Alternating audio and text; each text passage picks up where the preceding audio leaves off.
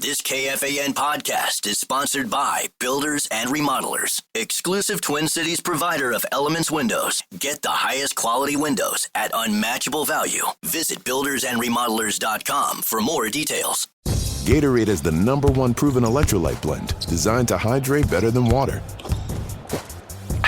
So you can lose more sweat and raise your game. Gatorade, is it in you? This episode is brought to you by Navy Federal Credit Union. Navy Federal can help you find and finance the right vehicle with ease. With Navy Federal's car buying service powered by TrueCar, you can find the vehicle that's right for you as you search through inventory and compare models. And you can get an amazing rate when you finance with Navy Federal. Visit NavyFederal.org/TrueCar to learn more. Navy Federal is insured by NCUA, credit and collateral subject to approval. Visit NavyFederal.org/TrueCar to learn more. Wasabi Technologies is purpose-built to free businesses from skyrocketing storage costs and unpredictable egress fees from those old and top-heavy legacy providers. You know, the big guys. Wasabi is the go-to provider for professional and collegiate sports teams around the world. From Wasabi's AI-enabled intelligent media storage, Wasabi Air, to the industry's only cloud storage service with triple protection against cyber criminals, Wasabi is driving innovation in data storage, all for up to 80% less than those other guys. Try them out for free at wasabi.com. Is it time for the Vikings to move back to Mankato? Leader, fan Radio Network. Let's play! And KFAN.com. 1 minute, 18 seconds past the hour of 3 o'clock Central Daylight Time. Welcome back. It is what is today? Thursday edition of the Bumper to Bumper program on a not all that moist, certainly better than it's been, Thursday afternoon here in the Twin Cities that we affectionately refer to as Minneapolis and St. Louis Park. My name is Dan Barreiro. I host the program. Guardsy is back from Vegas, so dedicated to the bit, took a red-eye back from Las Vegas, arrived back here at 5 a.m.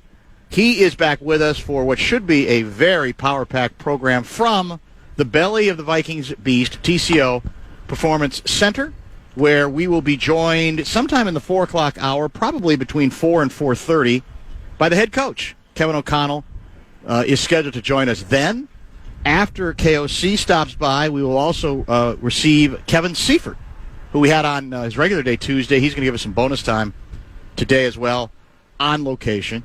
And then, to a dead guy, it seems like we got like one a day these days. Hulk Hogan has died at the tender age of 71. 71 years old. That story broke earlier today. And wrestling all-timer Kenny Patera is scheduled to join us. Not from here. He'll be on the phone. That will be at about 5:30 this evening. The assumption is a red-eye flight from Vegas can be dangerous. Yeah. Raucous. Party-like atmosphere. Is that true or is that overdone as a concept? I always think the flight to Vegas is more of the party atmosphere. Because people are anticipating everybody's excited. Yeah. They're not worn down. They haven't lost a bunch of money. They haven't drank too much, done too many drugs, things like that. I always think the flight back is very calm. Especially mine was like 12:50 Pacific or Mountain, whatever they are. So that's 3 o'clock here. Did you gamble in the airport on your way out? I didn't gamble at all. You're not a big gambler. I'm not. Yeah. I made 0 bets in Las Vegas. Not one? Not one. I just kind of wandered around. Not even a gopher bet? Gopher football bet? I don't think I'm allowed to do that. Can't you be delusional and think that we could make the playoff? Well, how I was feeling after one of PJ's speeches, it's probably good I didn't make a bet, So, but no, I did not gamble at all. The flight it seemed pretty chill. Quiet. Okay. Pretty chill. I think pretty much everybody just took a nap, and then we landed at 5, and here we are at Vikings camp. Yeah. Amazingly enough. I do want to try to talk some Gophers with you later about how the Big Ten Media Days in Vegas went, but obviously a pretty heavy emphasis on your favorite football team, the Minnesota Vikings, and because this is our first day out at camp. We're going to be out, I think you reminded me, next week, Tuesday and Friday. Yep. We've got several more days planned out here, and we always appreciate, over the years, basically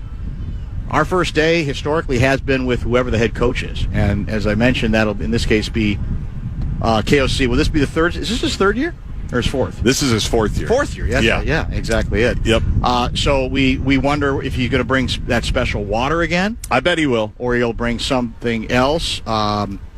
Kudos to the Vikings media relations, seemingly wanting to fend off a Barreiro water-related meltdown.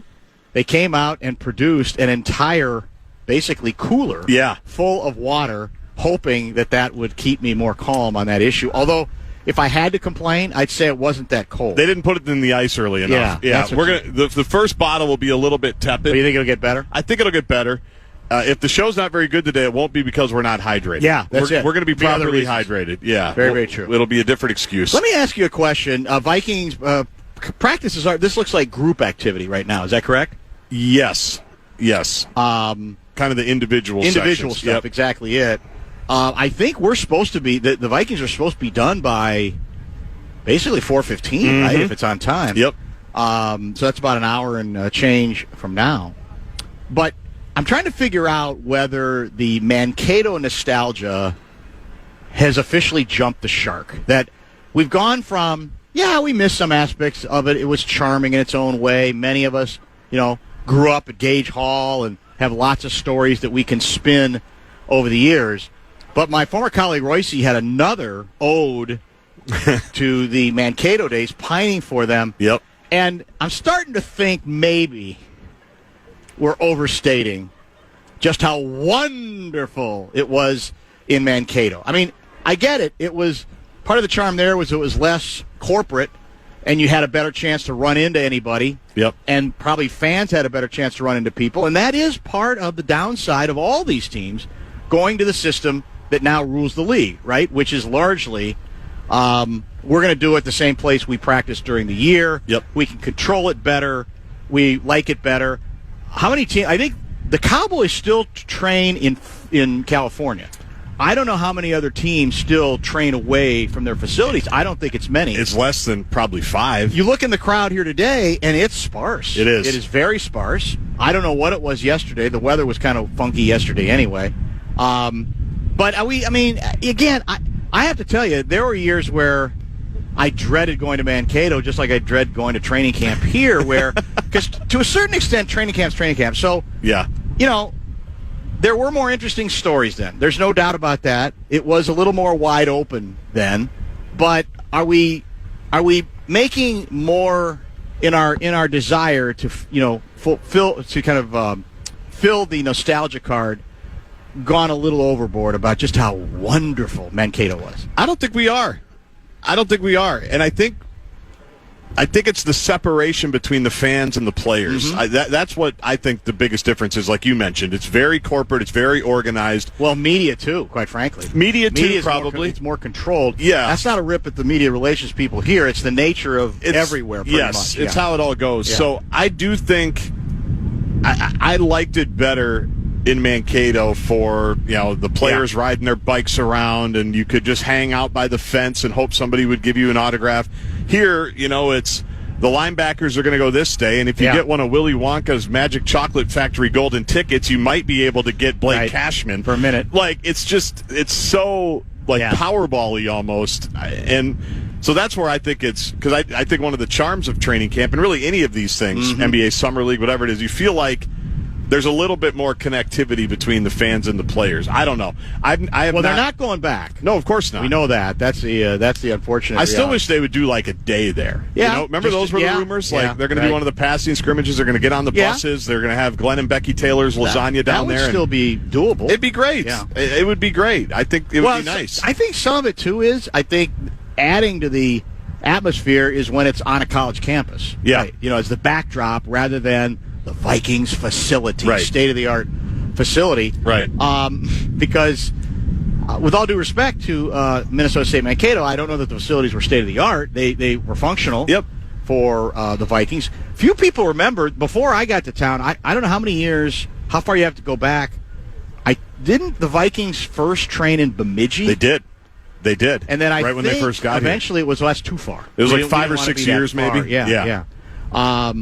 So I don't know who was the moving force was of moving it to Mankato. Was it Jim Finks? Was it Bud? I don't remember. I know I've read the history of that before. But I think some of it, again, is where it is. Anytime it's on a college.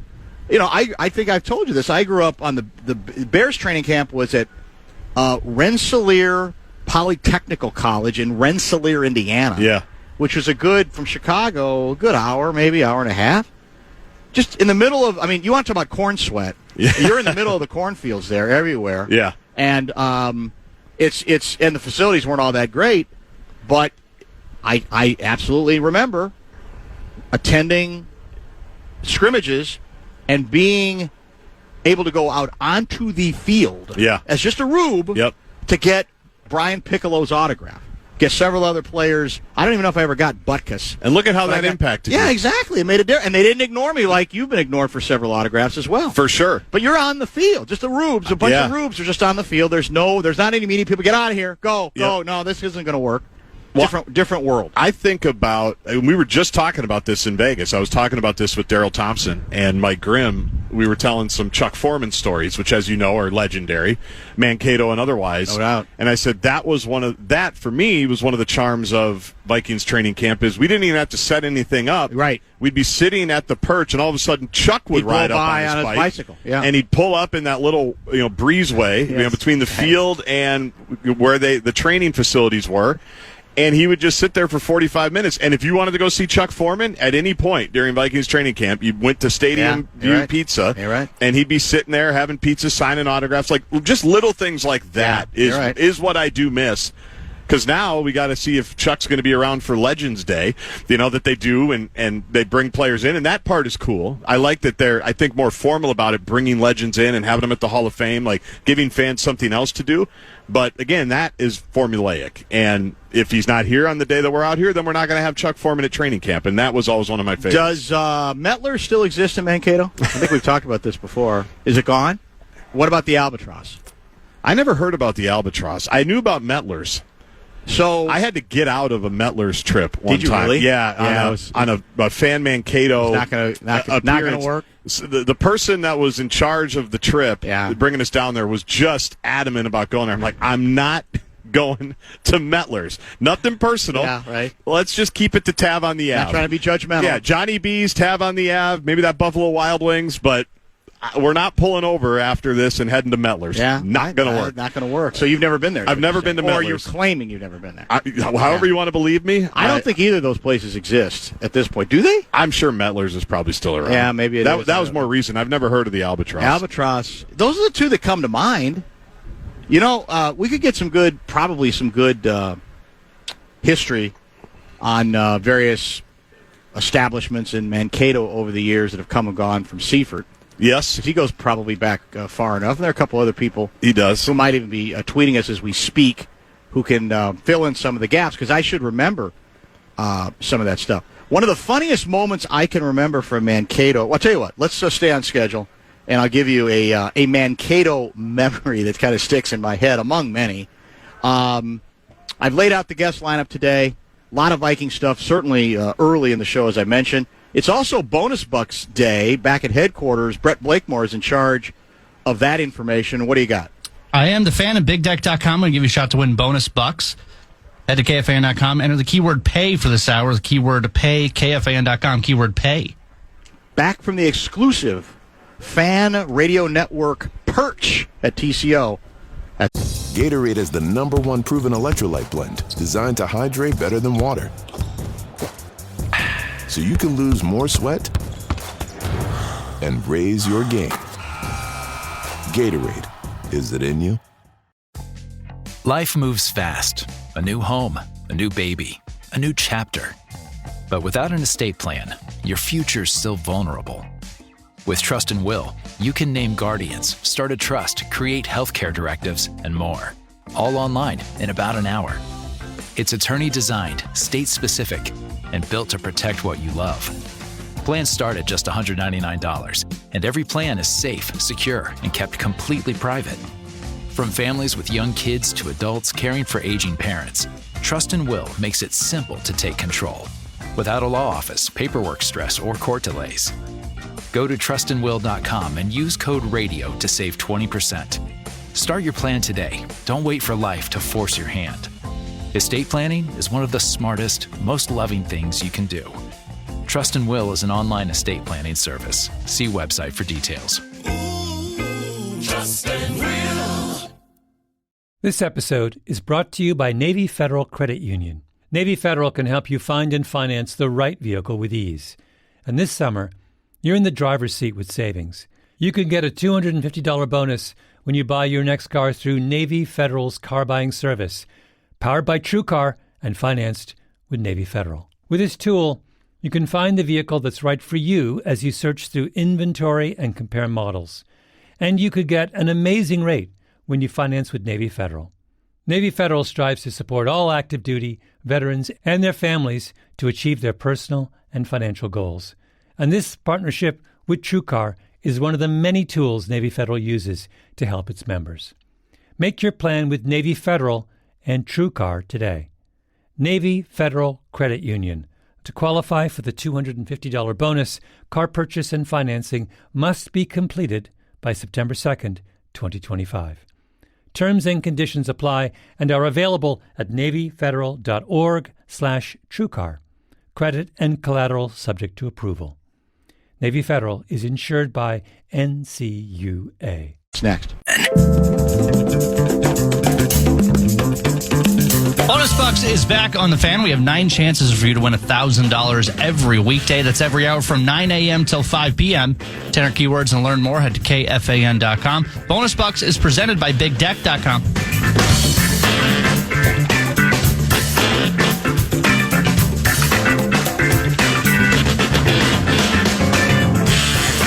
One thing we've learned over the years is that anytime we're broadcasting from this location, Big Brother is listening. And Big Brother is gently admonishing some of the stuff we got into, or admonishing me for some of the stuff we got into in the first segment, reminding folks that today is what they call in the business Friends and Family Day. Is that correct? A little soft launch So for the that weekend. means what? That if there's fewer Vikings rubes here, it's because this is not a day where they are likely to be catered to the same way they otherwise would. Is that the bit? If they're, what do you mean? Well, friends and family means what? It means you literally can't be in here unless you're a friend or yes. family member. I see. Yes, exactly. Well, then I would say they need more friends and family. I would say they're not very popular in their own house. Yeah. It seems fairly light even for friends and family. Even their friends are like, no, we're good. Yeah, we're good. We'll catch up with you in the preseason. That's the only thing I would say. Maybe Monday Night Football against the Bears. The Big Brother by now should know that we can't do a TCO appearance without going down the Mankato memory lane. We're never going to let it go. So whatever, even if we have to invent an excuse, we're going to go with it because that's tradition. I mean, this person should know better than anybody because he knows Mankato. The bit. Inside and out. Ooh, JJ to JJ, right sideline, caught. Apparently he threw some darts yesterday. Just some darts. Surprise you? Yeah. Doesn't surprise me. Now, I'm worried, though, that it's going to happen where we'll talk to KOC about this. I just don't want him to become too intoxicated if he looks too good throwing the ball because then he's going to want to throw it 52 times. You'd like to see him maybe be forced to run the ball because he's thrown a few ducks? A little bit, or I just want to see. Don't forget the master plan. Yeah. Which was to rebuild the center of the offensive line. And, by the way, that was actually to protect the quarterback when he's going to throw better than Sam Darnold was protected in that playoff game. Which you just watched again. But also to run the ball. I mean, to be able to run the ball and take the pressure off there. It was on. I stumbled upon it last night. And I mentioned to you, I think the older you get, the more you sort of expunge the record because there's so many games that you just, that's done. We're done with that. Yep. I forgot how thorough they were dismantled. Especially by the Rams. The first half. Yeah. That game was over at the half. It was over before the half, quite frankly. Yep. One of the key decisions, do you remember this? So the Vikings are down, I want to say, was it 17-3? They've got a 4th and 4. Maybe it was 4th and 3 at about their own 45 with about inside 2 minutes to go.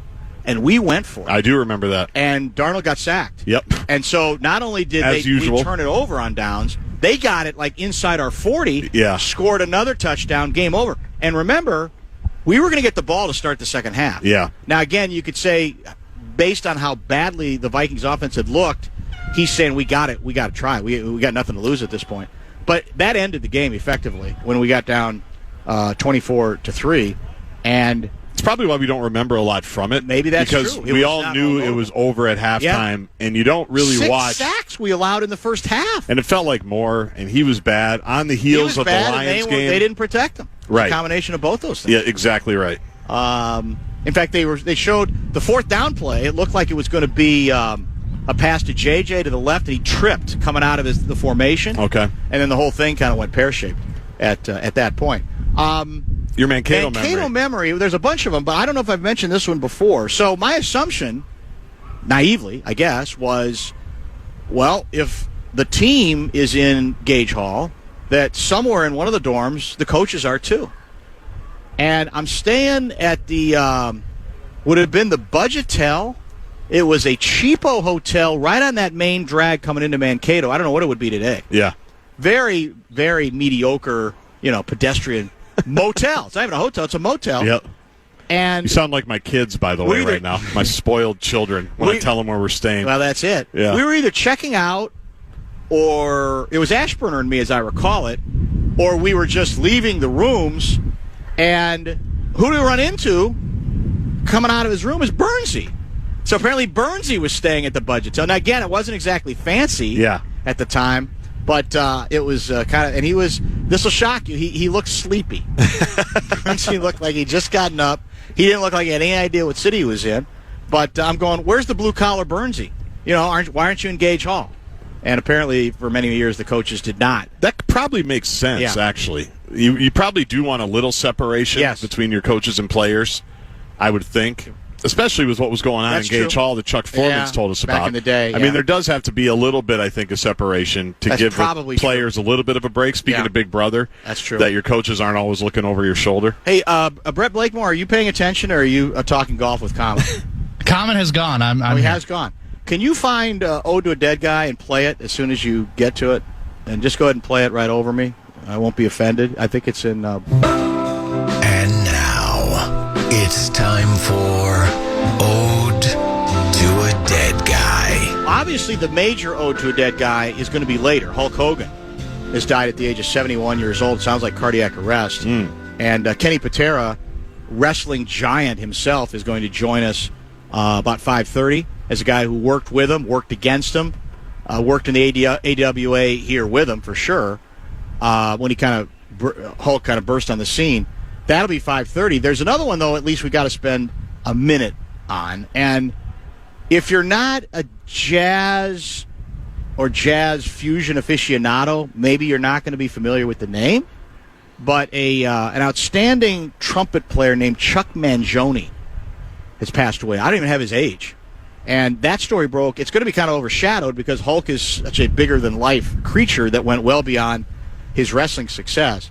Chuck Mangione was one of the few jazz musicians who kind of crossed over. He had an album that I think was either the best-selling jazz album of all time or one of them. And it was, I want to say, the 70s. I think the album was called Feel So Good, and I think he had a single. It was. That was huge on the chart. It was a great song. Back in the day, we would have been able to play it. I guess we don't now.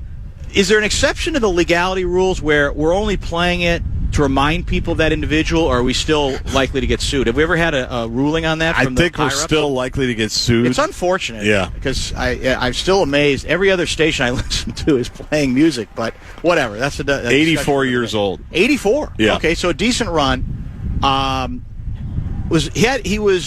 He had kind of a trademark fedora-style hat with a feather on it. And really interesting character and a guy I enjoyed listening to back in the day. And again, jazz usually is specialized. You're not going to get a jazz hit very often. That was a jazz hit. And if it's not the best-selling jazz single or album of all time, it's very close to it. Very nice song. called Feel So Good. You could find it online because we apparently cannot play it. Chuck Mangione, gone at the age of 84 years old. By the way, is Doc Severinsen still alive? I'll Speaking look. of trumpet players. Number 4 on the Billboard Hot 100 in 1978. Number 4, okay. Feels So Good. Okay. Made more than 30 albums. I think Doc, I don't think we ever had Chuck Mangione on. We did have Doc Severinsen on once. You remember that? Were you on the show when we had Doc on? I was not. We had Doc Severinsen on once, and he was, I can't remember where he was performing. It was obviously local. I'm just trying to figure out if he's still around. He just turned 98 years old. 98? Yes, just turned 98 on July 7th. Yeah, he was very charming to talk to. He didn't really want to talk much Carson. I tried to do the old Carson thing, and I think they were all afraid of Carson. Probably. It's like, hey, we're not going to mess with him. And I guess you can't totally blame him for that. That's when late night TV was real and legitimate and understood the role better than, unfortunately, too many of the hosts do at this point, even if there's also a lot of habits that have changed, obviously, that contribute to that as well. Bottom of the hour pause is coming up. We do expect KOC to join us from the exclusive fan radio network Perch sometime just after 4 o'clock today. We may come back and talk some Gophers because Gargi just spent the last, 2 days at the Big Ten football kickoff media sessions, and I want to get his what he thinks some of the major stories were coming out of there, and maybe get to a couple other things regarding what direction the national championship is going to go is going to move going forward. So there'll be even some college football to discuss. Kevin Seifert will join later, and as we mentioned, Ode to Hulk Hogan coming up at about 5:30. If you need to reach us, Dan Barreiro, KFAN, JG, KFAN, via X is probably the best way on a day where we are not in. Gatorade Zero, the #1 proven electrolyte blend, made with zero sugar. Designed to hydrate better than water so you can lose more sweat and push more limits. Gatorade Zero, is it in you? Life moves fast. A new home, a new baby, a new chapter. But without an estate plan, your future's still vulnerable. With Trust and Will, you can name guardians, start a trust, create healthcare directives, and more. All online in about an hour. It's attorney-designed, state-specific, and built to protect what you love. Plans start at just $199, and every plan is safe, secure, and kept completely private. From families with young kids to adults caring for aging parents, Trust and Will makes it simple to take control, without a law office, paperwork stress, or court delays. Go to trustandwill.com and use code RADIO to save 20%. Start your plan today. Don't wait for life to force your hand. Estate planning is one of the smartest, most loving things you can do. Trust and Will is an online estate planning service. See website for details. Trust and Will. This episode is brought to you by Navy Federal Credit Union. Navy Federal can help you find and finance the right vehicle with ease. And this summer, you're in the driver's seat with savings. You can get a $250 bonus when you buy your next car through Navy Federal's car buying service, powered by TrueCar and financed with Navy Federal. With this tool, you can find the vehicle that's right for you as you search through inventory and compare models. And you could get an amazing rate when you finance with Navy Federal. Navy Federal strives to support all active duty, veterans, and their families to achieve their personal and financial goals. And this partnership with TrueCar is one of the many tools Navy Federal uses to help its members. Make your plan with Navy Federal and TrueCar today. Navy Federal Credit Union. To qualify for the $250 bonus, car purchase and financing must be completed by September 2nd, 2025. Terms and conditions apply and are available at NavyFederal.org/TrueCar. Credit and collateral subject to approval. Navy Federal is insured by NCUA. Studio. Back in a minute. If you want to chime in what's happening with your favorite KFAN shows, you can make your voice heard on the Bradshaw and Bryant KFAN text line. So let us know what you have to say by texting your message to 64686. That is 64686 to enter text message and data rate supply.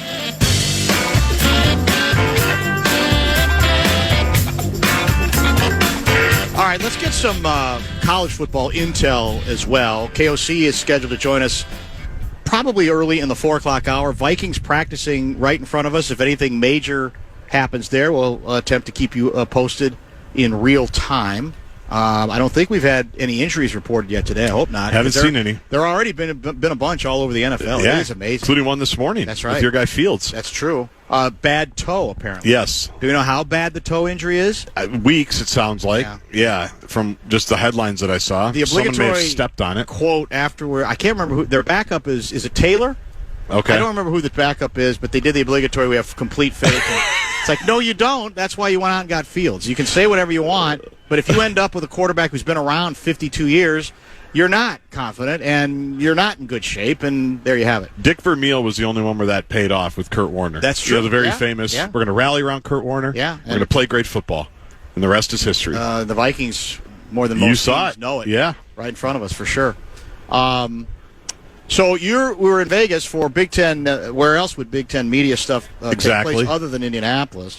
Before we get to some of your takes, I want you to try to translate this tweet because I'm guessing you'll know what it means. It's from Brett McMurphy. Okay. Here's what he writes. Puxatawny Petiti finally emerged from his lair and saw his shadow, meaning 6 more weeks or longer of uncertainty about the college football playoff. Big Ten commish wants auto qualifiers and, quote, great 6-3 league teams in playoff. Play-in games have little to do with rewarding good teams, but everything to do with money. Yep. Coming soon to Fox, CBS, and NBC, Big Ten's really, really super wild card weekend. So what is all that? It seems like there's a lot to chew on. Yeah. Here. What does all that mean? Well, let's tackle the Punxsutawney Petiti part first. He has not talked as much as Sankey has from the SEC. Okay. Their commissioner he's basically on daily, some show, talking about what the SEC preferences or whatever, and Petiti has not been out there quite as much as these two power leagues are fighting over the new playoff structure for years to come. On the Super Wildcard weekend, what the Big Ten wants, and the numbers get so confusing, there's a 5+11 playoff model where it's 5 automatic qualifiers, conference champs, then 11 at large. Right. That's what the SEC wants because they think they're going to get more at large bids than other conferences would be. The Big Ten wants, I think it's 4-4-2-2-1. Don't quote me on the numbers, but 4 automatic berths for the SEC, for the Big Ten. Then I think the Big 12 gets 2, and a couple get single bids. And what their thought is, they're going to, obviously 1 and 2 are going to be in the Big Ten championship game. They're going to play for the Big Ten title. Well, I shouldn't say that. What they're going to do is they want to have it where they can have 5 and 6 compete for 3 and 4. Okay. Basically, the 3rd and 4th automatic bids. So that's what they're talking about with the play-in games. Like basically, you advance to the Big Ten semifinals to be one of the top 4 teams that are going to get the automatic bid, which would put, if you play it out, the number of games that these college kids are going to play, like probably 17 or 18 by the end of it, if they run through the play-in games for the Big Ten championship spots and then actually advance into the playoffs. So that's kind of what they're thinking, because their thought is, why not let the number 6 team have an opportunity to play themselves in? I don't know if I love it. I think it's probably too much, but I think Brett is right that it's because it's another game that they can sell, and that's what this whole thing has been about. So how is this going to get resolved? And however it's resolved, is it not for the upcoming season, but for 2 or 3? I mean, is it already set in stone? We're sticking with what we had for the upcoming season? Yeah, 12. So we're talking about 2026 and beyond. Okay. And they've kind of set a deadline, I think, of December to figure all of that out, because they do have to plan for it a little bit. And I don't know how it's going to be resolved, because originally they were all on the same path. SEC and Big Ten all had agreed on the same plan. I can't remember which one it was, 5 and 11 or 4-4-2-2-1. I can't remember. But one of the big sticking points is the Big Ten is saying, we don't want to do the at-large heavy one of 11 at-large bids if the SEC is going to continue to play just 8 conference games while the rest of us are playing 9. And the SEC coaches don't want to add a 9th conference game. The SEC commissioner actually would, again, because of TV. He knows how valuable. Right. He said he understands that and actually would prefer it, but the coaches don't want it. So that's been the battle of the words between the coaches the last 6 months or so, really the last 3 months or so, of the Big Ten saying, just play 9 conference games like everybody else, and then we'll have the same kind of data points. SEC argues, well, a 9th SEC game is different than a 9th Big Ten game, a 9th Big 12 game. So they're just fighting over semantics over whose league is tougher, why the SEC shouldn't have to play a 9th one, why the Big Ten thinks they should have to have all the equal data points. SEC put out a little while ago like a big manifesto about how difficult all their schedules are in relation to the rest of the country, including the Big Ten, which in a lot of cases is true historically. I don't know how true it's going to be as the Big Ten and SEC just keep becoming the power two and keeping all the good players. But that's what they're fighting over. And I think they are kind of at an impasse because I don't think either side wants to budge. And they are the two leagues, because of how it was written, that get to decide how this new playoff thing is going to go. And one of the commissioners, I can't remember which, said, if we have to stay at 12, we'll stay at 12. If we have to keep it the way it is right now because we can't agree, that's what we'll do. No cap on the jar is that a new PJ mantra just revealed for these media sessions? And it means the same thing as get delusional, right? Which is be delusional, yeah. Be delusional. Yeah. If Indiana can find its way into the national championship playoff last year, who the hell are we to say we can't as well? They both refer to the same things, correct? Yes, in effect. Exactly right. Yeah, that is new. And that was about, Lavelle was there, as you know, and he leaned over to me and he said, this is the most I've ever heard PJ like hype up a team. Yes. Like, that's what I thought. In that way. And he would, in his little podium session, he would go on to just basically do the whole, well, the players have to think no matter what, I believe that they can do this. You know, that my job every year is to, put it into their heads that we can actually do this. Does he believe it? I don't know. We'll see. But that's the beauty to me of the playoff system, though, is that the way it is now. Yes. And he had a good comment about how you don't even have to have the magical season where everything goes right. You can stub your toe a time or two and still find, especially if you're in one of the big leagues, and still find your way into the playoff picture. He said that should be appealing to every team here, that a lot of leagues can't say. That if you go 10-2, you can lose twice and still probably, be in it, depending on who you lose to, and who you beat, and all of those things. Yeah. But more often than not, if you're 10-2 in this new Big Ten, you're going to be right in that picture, either for one of the automatics or one of the at-larges. Do you think? I said yesterday, I have no problem with him stating it because I think it's the way you have to think. That doesn't mean you're going to get there, right? But I think you do have to think that way. However, it does. Is it? In this case, do you think he decided to go there because he does have a vibe about where he's at right now in the program with this team, or is just more general, philosophically, I got nothing to lose saying this, so I might as well say it? Might be a little bit of both, because I do know, because one of the other takeaways from Media Day was they've never had a player like Coy. Like, they've never had a player that everyone else there wanted to talk about. Like, they've had guys, obviously, that have gone to the NFL and had really good careers that have been in Media Day, but when your guy Pat Forty's there asking PJ about Coy, and national media want to talk to Coy, I think he's kind of changed a little bit of it, and some of the other guys that they're presumably bringing in here in the next few years, I think they've recruited some higher level guys in that regard, and so I do think he's maybe trying to speak it into existence a little bit more. Like, we've recruited pretty well. We've got a couple players like Coy and Darius, and that we haven't really had at that level.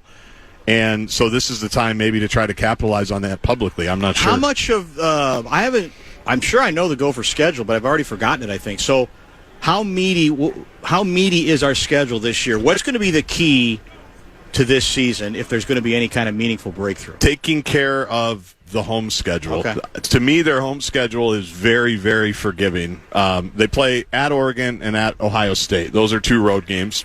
So, they're not going to be favored in those, obviously. They're going to be big underdogs in both of those. But at least they're on the road. Their home schedule, they have a non-conference game at Cal. Cal has not been very good. No, that's true. They've got a bunch of transfers now, a couple of transfer quarterbacks, I know. But their home schedule is, Nebraska is on there, Michigan State's on there, Rutgers is on there, Wisconsin's on there. Like, if you can, and I think that's 7, Like, I think they could go, if they were good, they could run the table at home. And honestly, I think they need to, because their road schedule has those two. They're in Iowa City. I think the other road game is Wrigley to play Northwestern. And so it's kind of like a NFL type thing for me of just handle your business at home, and you're going to have 6 or 7 wins right there, and then let's see what you can do with these other road games. So that's how I'm looking at it. When I went over it a couple months ago, I said, man, we don't know how good Nebraska's going to be. We don't know Michigan State, Rutgers, obviously, but like this is, because I think Rutgers comes here too, this is on paper a pretty, like, not easy, but inviting home schedule that you should feel good about picking off most of those games. Do we believe that the breakthrough is fundamental with PJ and goes beyond his belief in one particular quarterback who's already gone, and in fact here at camp, Max Brosmer, in terms of this epiphany he had about, I have to change, and that's why I did? Is that permanent, or do you think it's just as likely that he might drift back to some old habits? We'll see. We'll have to see it again. But Drake, you could argue there was enough success. Yes. That he should be encouraged, but then again, it is a different quarterback. It's a different quarterback. It's a younger quarterback. Yeah. And because that's what I'm wrestling with. And I said, they're handing it over to basically a redshirt freshman quarterback. Yeah. And that's very rare. Also, are the Vikings. That's true. That's very rare in college football these days. But I think if I had to guess, I would say yes, because of that. It will be more like last year than previous years because of how Drake played in high school, how he's wired. He was like a straight. When we filled in 9 to noon last week, he talked about his offense in high school was basically like the Mike Leach air raid. He said we just threw it all over the place. I don't think you're getting him or a quarterback like that if he's not convinced. If you haven't convinced him that no, we're interested in throwing. Like, he doesn't want to hand it off to Darius Taylor. Do we have 30 enough times. receivers? They think they do. They have a guy, Lemeke Brockington, who's been in the program a lot, who's good, has had some big plays, but has been injured a couple of times. They brought in a transfer from Purdue. There was another transfer that he mentioned yesterday that I don't remember off the top of my head, who was injured in the spring. Darius is obviously good out of the backfield, and then they do like their tight ends. So I do think it's going to look more like last year than years past, because I just don't think you're getting and keeping a QB like Drake Lindsey who wants to throw it if you don't do that. And so that's how he's wired. And he even mentioned with us that he feels like he's more wired to throw, be more risk taking and, sling it down the field than Brosmer was, who obviously was a very accurate guy, tactician guy, but, could throw the deep ball every once in a while. 347 on Gopher Fan Line. It's unusual for us to conduct a Gopher Fan Line while we're out at TCO watching the Vikings continue to practice, but there's going to be plenty of more Vikings conversation. McCarthy just threw a pick. Was it a pick six? Well, it looks like they're going to stop him. Oh, they're just going to stop him. Yeah, they pushed him out of bounds. Uh-oh. Is the honeymoon over?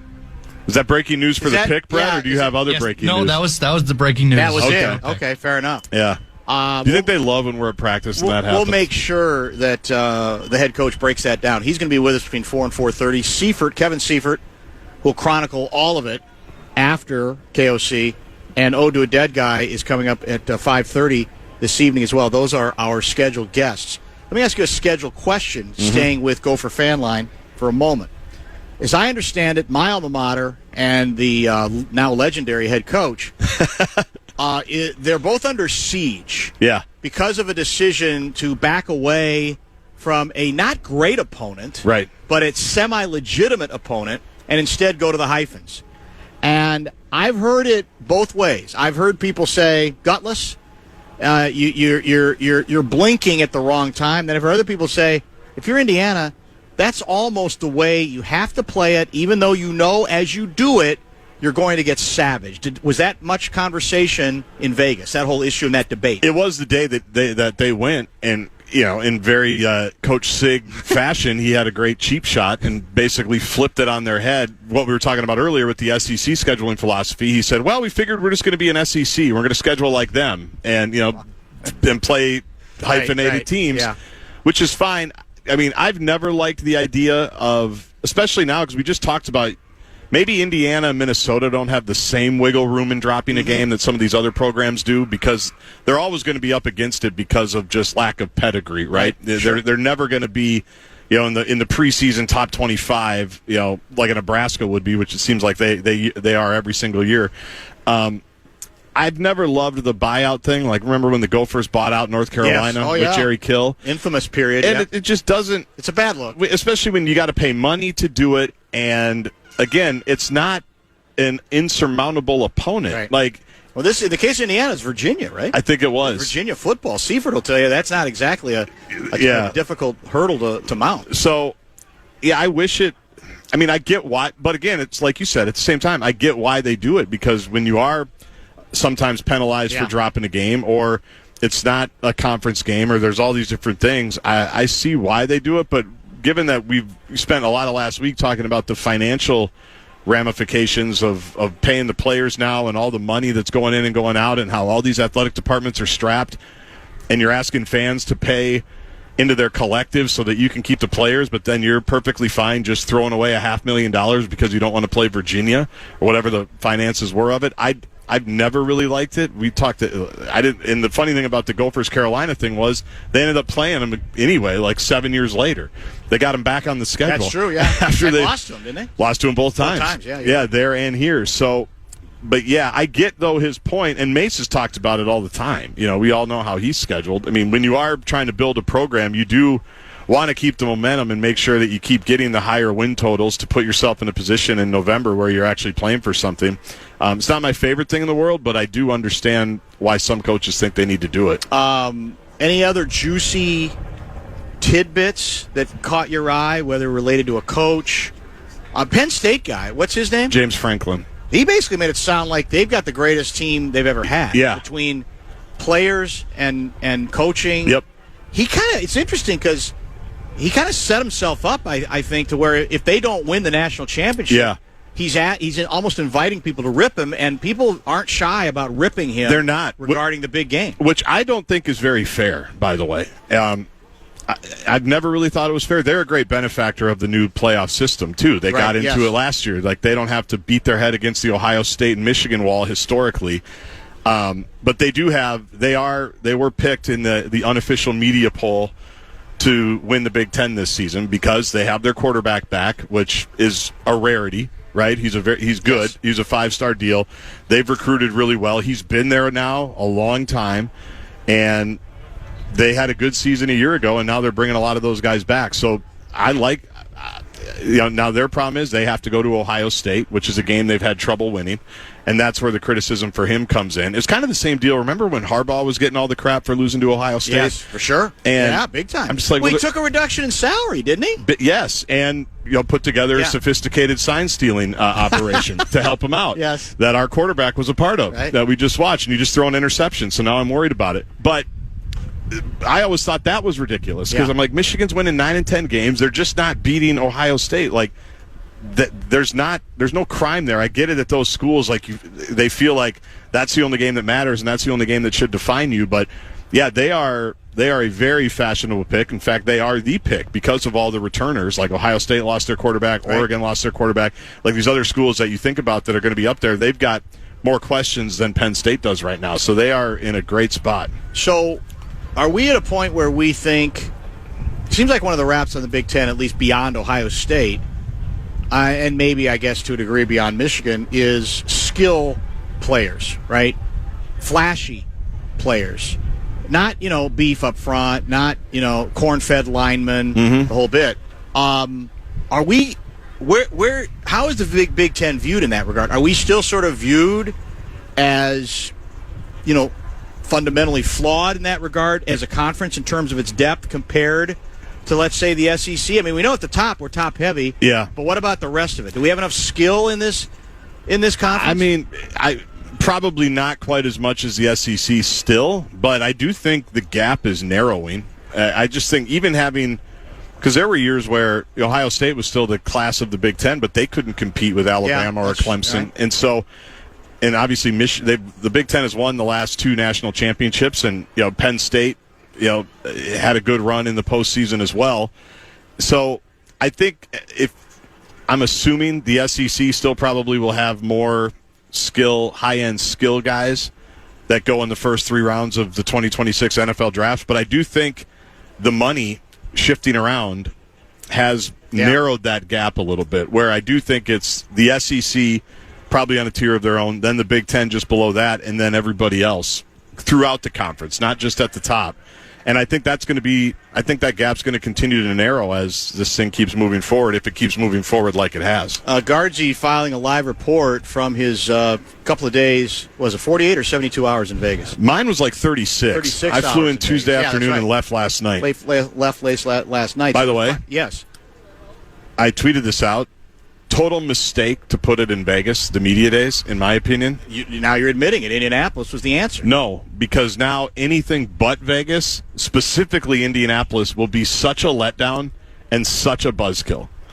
I thought it was great in Vegas. James Franklin was bitter about it. The thing I don't like about James Franklin, I defend him as a coach, he complains about the weirdest things. Yeah, he gets... Like the runway at State College isn't long enough for us to go to L.A. It's like, well, how have all of us gotten there the last 75 years? Like, that just makes no sense. Right. We got to decide, is our runway going to be longer? Because otherwise we're going to have to take 2 planes or drive to Harrisburg. It's like, what have we all had to do? Yeah, you've been to State College, I assume. I've never been to State College. It's not easy to get to. I've heard that many times. It's really hard to get to, and so I just laugh. But he was bitter yesterday about, it was too expensive for some of our beat writers to come out, and we have all these centrally located things, and I just think it wasn't a great idea. You can't even tell it's out here. We're not branding ourselves right. Meanwhile, everyone else is like, this is awesome. We love this.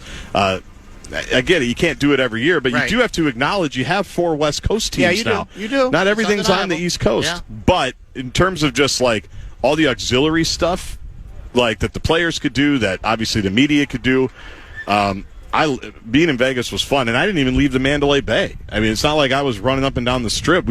I was inside basically all day yesterday until about 5 o'clock, but I thought it was cool. And now going back to Indy, which is probably where we'll end up again next year, is it could be a little bit of a letdown for me, at least. Maybe not James Frank, but people. Not for most people. Indianapolis puts on a show. They do, don't they?